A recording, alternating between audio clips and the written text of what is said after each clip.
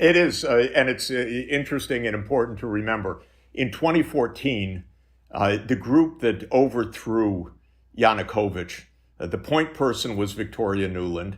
She was Assistant Secretary of State.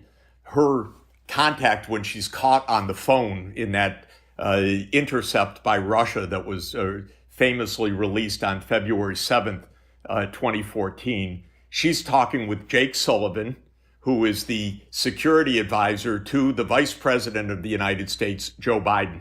So you have Biden, Sullivan, and Nuland. Who's in power in 2021? Biden is now president. Jake Sullivan is still his security advisor, but now the national security advisor. And Victoria Nuland is no longer Assistant Secretary of State. Now she's Undersecretary of State. Same team. This has been a long-term project. And they're out absolutely for NATO enlargement 3 times in 2021. The United States commits again to moving NATO to Ukraine. And Germany is, of course, a bit caught in the middle of all of this under the typical U.S. pressure.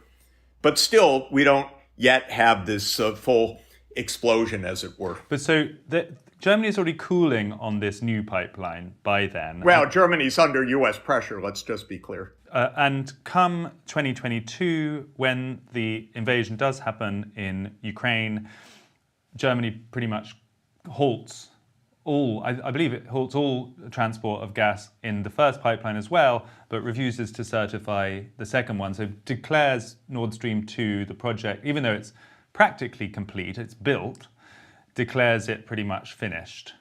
Well, look, let's get the chronology accurate. At the end of 2021, President Putin puts his diplomatic demands on the table, and they are stop NATO enlargement. For heaven's sake, avoid a war, stop NATO enlargement. For heaven's sake, implement the Minsk II agreements. For heaven's sake, don't start a war over Crimea. That's not going back. Okay, those are his 3 main demands vis-a-vis Ukraine.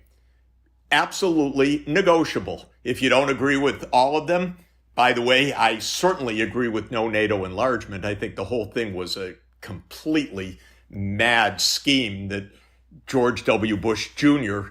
pushed on everybody in 2008, leading to our current massive debacle right now. But in any event, the U.S. refused to negotiate at all.